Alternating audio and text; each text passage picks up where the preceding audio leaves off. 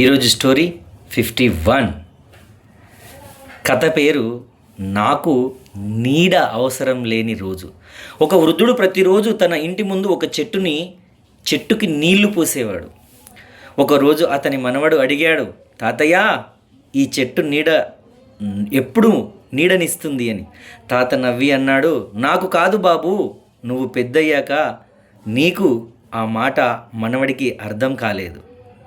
సంవత్సరాలు గడిచాయి. తాత లేడు, మనవడు పెద్దయ్యాడు. ఒక వేసవి మధ్యాహ్నం అతను అదే చెట్టు కింద వచ్చి కూర్చున్నాడు. చల్లని నీడ అతన్ని కప్పేసింది. అప్పుడు ఆ తాత చెప్పిన మాట గుర్తుకొచ్చింది. నాకు కాదు బాబు, నువ్వు పెద్దయ్యాక నీకు. అతని కళ్ళల్లో నీళ్ళొచ్చాయి. మెల్లగా అన్నాడు, తాతయ్య, నువ్వు ఇచ్చిన నీడలో నేను ఈరోజు కూర్చున్నాను. కొద్దిసేపటి తర్వాత అతను మరో చిన్న మొక్కను నాటాడు.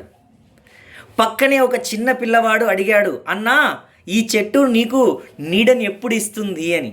అతను వెంటనే నవ్వి చెప్పాడు, నాకు అవసరం లేదు తమ్ముడు, నీకు అవసరమైనప్పుడు ఇస్తుంది అని.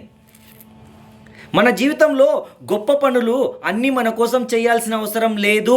కొన్ని పనులు మన తర్వాత వచ్చే వాళ్ళ కోసం చేయాలి.